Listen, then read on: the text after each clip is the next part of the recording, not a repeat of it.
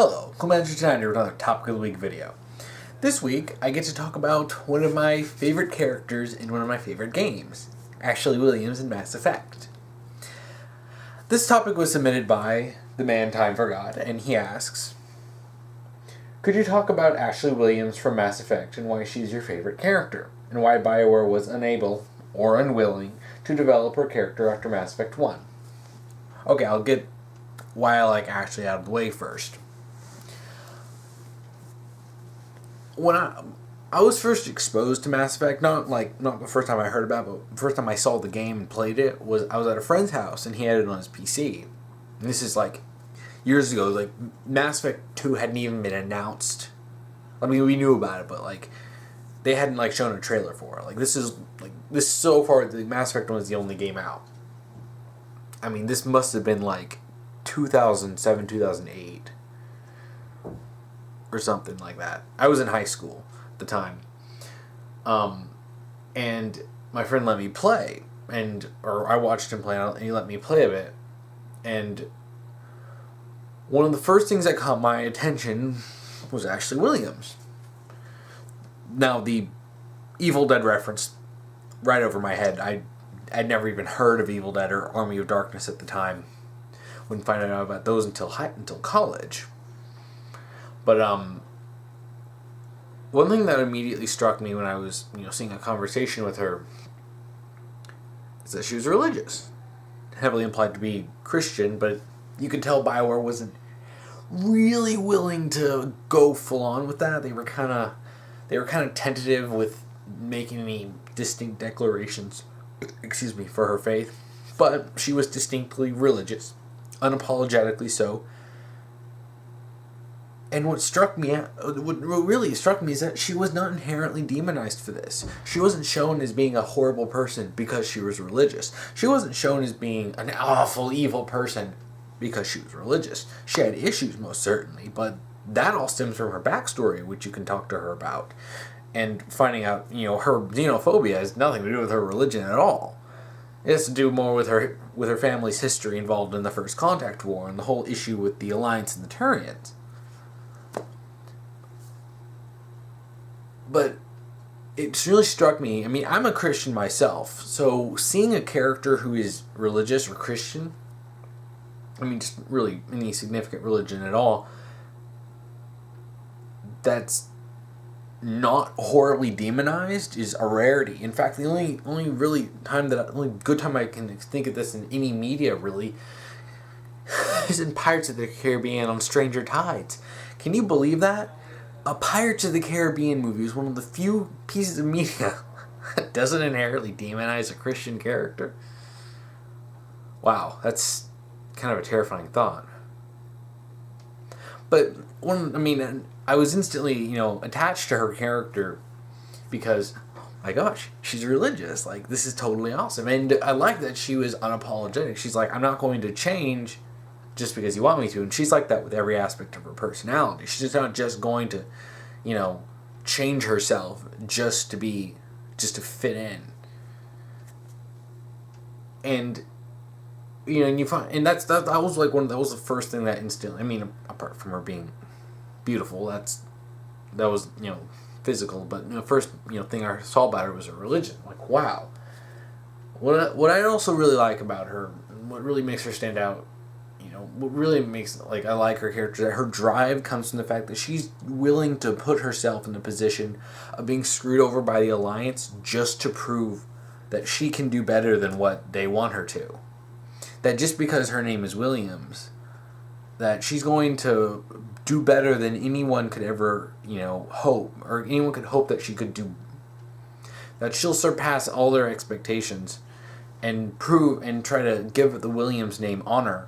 And if you haven't played Mass Effect, just a quick rundown, her grandfather was, I think, a general during the First Contact War. And when they were fighting the Turians were pretty much doing orbital bombardment from meteors or asteroids or something onto a garden planet, which is illegal in council law. I don't know how they got away with that. Well, yeah, they're the Turians. They make up the most of the council military, but so General Williams, in order to save people, his men and all the people there, he surrendered. And he was the first and only human to do that. He was branded a coward, and the Williams family was just disgraced. So Ashley, and she straight up says this. She's like, it takes balls to go into a military hates you, and to just go up and say, I'm going to do the best I can, and like that. Wow, just like the cojones on Ashley to just do that. Like, she knows that she's probably not going to get any significant promotions, and honestly, she made it a lot farther than her father did. And it's like, and that's so admirable. Like, she believes in the Alliance. She believes in, fighting for humanity and stuff. And she doesn't care if these people are going to put her in the worst, job ever. And that's so great. And ultimately, you see her. She's got a really... She has a good heart. And her xenophobia actually is partially good, decent paranoia, considering the fact that the Turians were once human enemies. But if you take the Paragon path, you can basically help her get over the... you can help her, come to realize that, working with aliens isn't bad. In fact, when I came to the choice of saving the council or leaving them, when I had Ashley on my team, and she's the one who suggested saving the council. Character development. But yeah, okay. That's why I like Ashley. I don't want to take up the whole video with that. Yeah. Love Ashley. She's one of my favorite characters. So much room for growth, even after Mass Effect 1. I mean, there's so much you can do, especially with the whole Shepard coming back. So, let me get into the brunt of this topic. Why Bioware was unable or unwilling to develop her character after Mass Effect 1. You have to understand. Now, like, the writing team changed up. Mac Walters was in charge of Mass Effect 2, and you can tell. Drew Karpyshyn went from being the lead writer to being basically a contributing writer. And I'm pretty sure all the really, really good stuff came from him, some of the other writers, because Mac Walters is an incompetent idiot.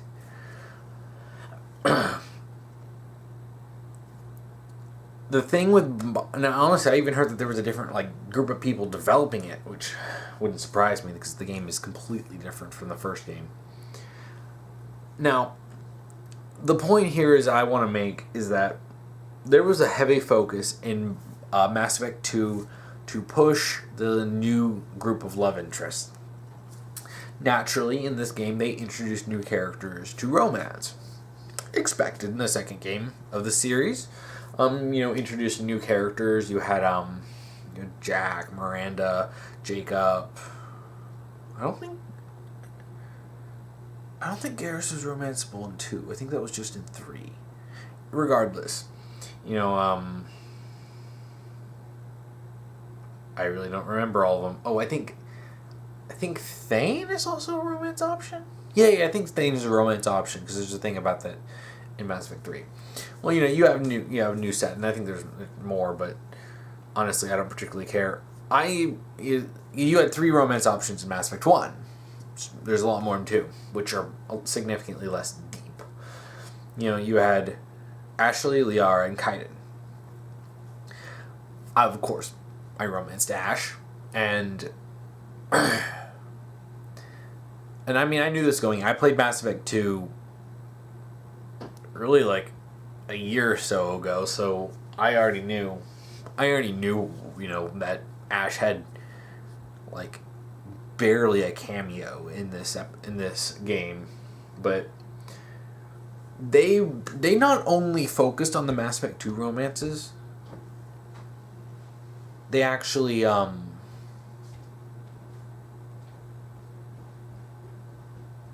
they actively went out of their way to shove the Mass Effect 1 romances to the side.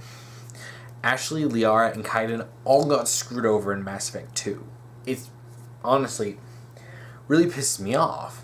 Like Liara and Kaiden weren't exactly my favorite characters, but I liked having them around. I liked talking to them. I mean, Kaiden died in my file. Of course I saved Ash. And there are 2 problems. One, Liara was the only one who got any good stuff in Mass Effect 2. Lair of the Shadow Broker, which, while that has its own set of issues, was still a decent DLC and was, it wasn't really fun to play through, but you got Liara, right? And you got some cool stuff to do. What do Ash and Kaiden get? Nothing. If you romanced Ash and you weren't like a complete prick to her in Mass Effect, or when you talk to her in Horizon, she sends you an email, apologizing for being mad. But to be perfectly honest, her anger is justified. Here's one of the biggest problems, and this carries over. This is even worse in Mass. It's almost as bad in Mass Effect 3. They took Ashley and Kaiden, two very different characters, and they basically funneled them into one role, Vermeer Survivor. And it really pisses me off that that's what they saddled them with. In Mass Effect 3, like Mass Effect 2 and 3, they both play the exact same role, no matter what, and oh my gosh. This really pisses me off. Ashley and Kaiden are two very different people.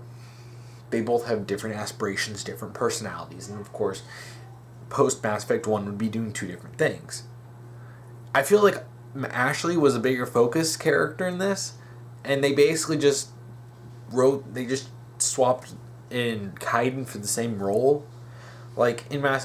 She's just like a soldier from the Alliance on Horizon in Mass Effect 2, setting up some guns to help defend against the Collectors. And then Kaiden's just a soldier from the Alliance on Horizon, helping set up guns to protect against the Collectors. And I think maybe Smudboy pointed this out. I know many people probably pointed this out. Kaiden doesn't use any biotics. It's the whole thing. He's a biotic. He doesn't do anything with that. I mean, it makes sense for Ashley to shoot a gun. That's really all she can do. She's a soldier. And was one hell of a tank in Mass Effect 1, but... And it's like they didn't even consider giving them different roles. Depending on, who survived. And that, I think, is one of the biggest problems of why Ashley didn't get into development. Because she was saddled into one role. Along with, we're going to do everything in our power to get rid of them. So that they basically shoved the Mass Effect 2 romances onto you so hard. Of course I played Male Chef. And, Miranda, I admit, I would love to see her, I really like Miranda's character. The problem, I don't want to romance her. I romanced Ash, and my Shepard is as lawful good as you can get as Shepard. My Paragon bar was full, halfway through the game in Mass Effect 1. And Jack, oh my gosh, Jack was it really pissed me off that a lot of these don't go anywhere unless you romance them. At least in Mass Effect 1, you had a decent amount of stuff you could talk about with them. And, after a mission, I felt compelled to go and talk to them. In Mass Effect 2, it's a lot of these characters just stonewall if you don't romance them. It's I want to find out more about their characters. But that's just because the writing got really lazy in the game, and by having 12 characters, they instead of having 3 good characters to talk to, you had 12 that they kind of have sort of conversations. But it's you can tell that they didn't want you to have Ashley with you, or Kaiden, or Liara, despite the fact that Liara is massively out of character. In fact, Ashley was in ways massively out of character on Horizon. This is the unwilling part. I don't think they were entirely... Okay, Mac Walters is certainly unable to, because we saw what happens when they got their hands on her in Mass Effect 3. Unwilling is definitely how I would sum up in Mass Effect 2. They were so desperate to force you into a relationship with Mass Effect 2 love interest that the best you could do was stay loyal. This is all compounded with the fact that there is not a single option to even explain anything on the conversation horizon. And that conversation, like, I knew this was horrible, but it's so infuriating playing it because the game railroads you. It railroads you with Cerberus so hard. Like, it's downright stupid. And they railroad Shepard no matter what you do, no matter what. Like, I think I had Garrus with me, like, on there. Because, you know, Garrus was my bro. And and Shepard cannot give a decent explanation. And it really pisses me off. Because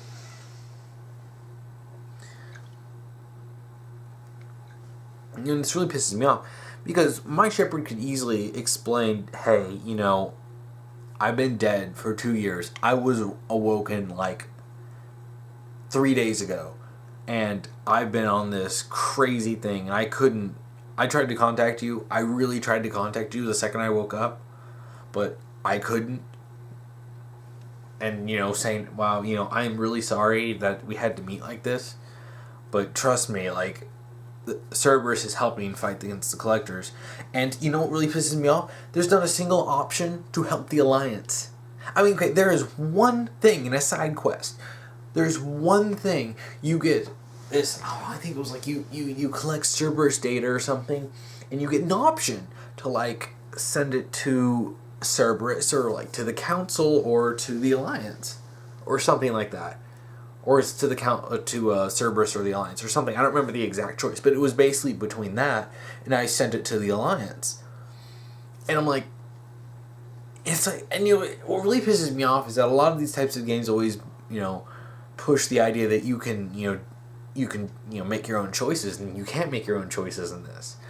Like, I want to be able to work with the Alliance. I want to work with the Council. I'm willing to make concessions. Like, if you want to have your people on my ship, I'll put your people on my ship. Hey, can't you put Ashley on my ship as, like, a liaison? I'll give you information about Cerberus, and I'll basically show you that we are legit. And, like, there's nothing you can do to talk to Ashley. It's literally just, yeah, I didn't want to reopen old wounds. You sound like such a prick. And I'm like, man, my Shepard is, like, so nice, especially to Ash. Like, he tries to be as nice as possible, but, like, Mass Effect 2 forces, no matter how Paragon you are, no matter if you choose every Paragon option, you will be a prick half the time in Mass Effect 2, just because the game wants you to be a prick. And I'm like, you know, and that's the whole thing. Ash couldn't get development in Mass Effect 2 because she wasn't in the game. She had one scene where she was out of character, and it's like she had some lines that were out of character, and then, you know, her anger at Cerberus is justified. Like, do you guys not remember in Mass Effect 1, we saw them do nothing but killing people and being psycho? They killed Admiral Kahoku. It's like, it's like this Cerberus worship that happens in Mass Effect 2 just with the narrative is just so absurd. And it goes out of its way to keep you from being with Ashley or Kaiden, and as someone who really loves Ash, that pisses me off. Then you get to Mass Effect 3, and her character is completely gone. This is the unable to, because this is talked about by plenty of people. They took every single character in Mass Effect 1 and 2, they boiled them down to a few character traits, basic character traits, and that was it. You got out of Ash pretty, soldier, sarcasm, and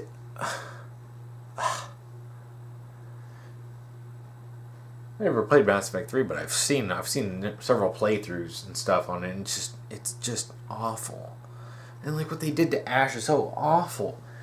So why weren't they able to do it in Mass Effect 3? Well, they're a bunch of incompetent idiots who were run by EA on a really tight schedule. It's obvious that so much was cut, and Ash, it's like, you know, in her religion, pretty much gone. Yeah, let's just take one of her defining character traits from Mass Effect 1 and just strip it away from her. In fact, she kind of comes off... I mean, okay. Mass Effect 1, she was really ready to jump Shepard's bones. Like, as Christian myself, I just kind of felt that was a little distasteful. It's obvious because they want to have a sex scene. But, I mean, this could still be developed. Like, you could still work this in.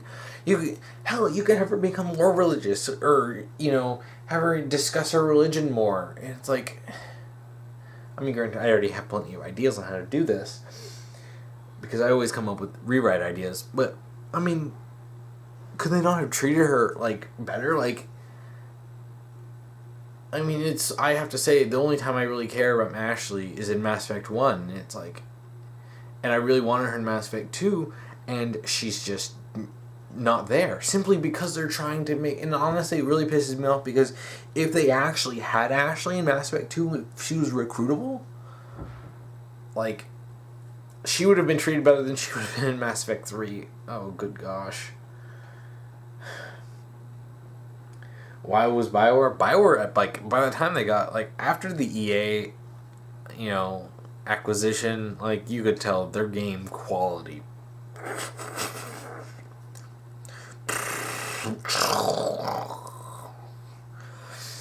plummeted. And the writing just got worse and worse, and now we're left with crap like Mass Effect 3 and Dragon Age Inquisition. And it's so awful to see this progression of Ash's character. Like, she starts off as this deep, complex, three-dimensional character with her own motivations and drives in Mass Effect 1, to cameo in Mass Effect 2, to some lady with a gun in Mass Effect 3. And, I give credit to Kimberly Brooks for giving Ash any real personality in Mass Effect 3, because she's a fantastic voice actress.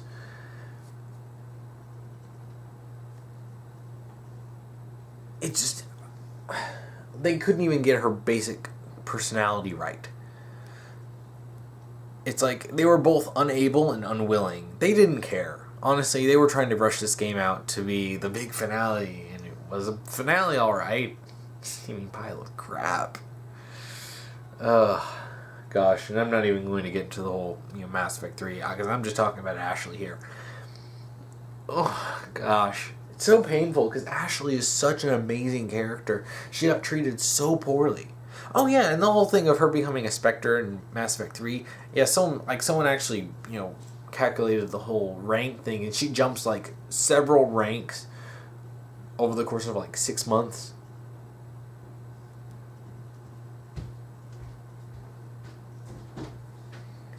Just jumps several ranks. How? Why? Never explained. Oh yeah, and she's also becoming a Spectre now. I'm really interested in that idea, but they don't develop it. They just kind of toss it in there, and you're like, yeah, she's a Spectre now. She's also wearing this really tight outfit, and they made her boobs bigger, and they gave her like bigger curves, and it's like, oh my gosh, stop. They actually lightened her skin too, like. She wasn't dark skinned, but she had tannish skin, and now she's like pale in Mass Effect 3. It's like you changed everything about Ash, even her hair. Like, if they even had her hair just in a bun, just that would have looked better. And it's like, that's a problem that plagues Mass Effect 3, is that every character is just completely pissed on. And the Vermeer survivors get it bad. Hell, they turned Kaiden into an aggressive bisexual. Why? Because pandering. Like, let's just forget all the reasons people fell in love with these characters in the first place. I mean, I admit, Kaiden is one of my least favorite characters in Mass Effect 1. I like him more than Liara, but but at least he's a well-developed, fleshed-out character. I can see why people like him. He's got so much character to him. And then it's just gone. Same with Ash. She had so much character, and then it's just gone. It's like they stopped caring, and honestly, it's it was EA. It's the change in writers. It's Mac Walters. They stopped caring. Bioware used to care about making good games. Bioware is not Bioware anymore. They're Bioware EA. And really, that's really the main thing, is these people are not, in fact, Drew Karpyshyn I don't even think he really worked on Mass Effect 3. I think he had some storylines written out, which I almost guarantee you that the stuff on Tachanka and the stuff on Rannoch had influence from him. Because those were plot lines established all the way back in Mass Effect 1.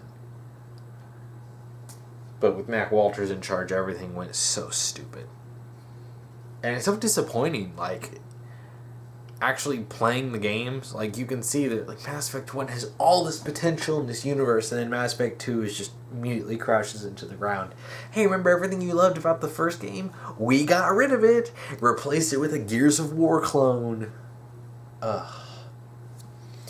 And removed all the RPG elements. But yeah, the game, like Ashley, are stripped of everything that made them special. Yeah, it's, these people, they just want big flashy explosions. They want to turn this into a really bad Michael Bay movie. That's basically all they did. Yeah, and that's it. That's why Bioware was unwilling and unable to develop Ashley's character. They didn't care, and they obviously don't have the skill. It's so much of Mass Effect 1 was crafted so excellently. Honestly, I want to go back and replay Mass Effect 1. Start a New Game Plus. And I'm not going to be replaying Mass Effect 2. Excuse me. Yeah. Mac Walters, Bioware overall, it's just not Bioware. They don't write. They just kind of throw up on a piece of paper and go, hey, look, I came up with a story. So, yeah, Ashley, what happened to Ashley wasn't unique to Ashley. It happens to everyone. Shepard even gets awful. Just, they remove any ability to have Shepard make choice. To railroad you down a specific path in Mass Effect 2 and 3. And Ashley just isn't on that path. And it's just so disappointing, really. And I don't know how many times I can say this. It's just so disappointing. Ashley was such a cool character. Unique, really. A religious character who's not demonized for being religious. And she's a strong soldier who, and as I described her, she's got a Paragon core, but a Renegade exterior, and it's as I thought it was actually kind of funny, is that she definitely reflects as a reverse of Garrus, who has a Renegade core and a Paragon exterior. And they kind of mirror each other in that way. Really wish that we got more interactions between the characters, but hey. That would be expecting something good from Bioware. Yeah, truly, what happened to Ashley being reduced to nothing but basically a sexy lady with a gun.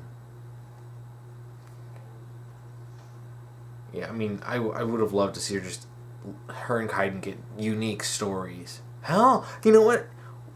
Why couldn't we see Kaiden at Grissom Academy? Wouldn't that be cool to see in Mass Effect 3? He's at Grissom Academy working with Jack, if she's alive. Teaching biotics? Wow, using the character's unique traits. What an idea. Or hell, delving into more of Ashley's family. Ashley's family was such a big part of Mass Effect 1. She talks at length about them. We don't get to see them, and we barely get to hear about them. What's the point in that? Yeah, I think I'm done rambling about this. It just pisses me off. I love Ashley so much. And then she gets pissed on. She becomes generic, and well, there's some good moments. It's like she lost everything that made her so cool in Mass Effect 1. Honestly, this makes me really want to go back and replay Mass Effect 1, because I really enjoyed that game. It's definitely the best out of all 3 Mass Effect games, and it's going to be better than Andromeda. I can tell you that. So yeah. I think that's it for this video. If you want to watch last week's video, you can watch that here. And if you want to watch next week's video, that'll be up here when I get it done.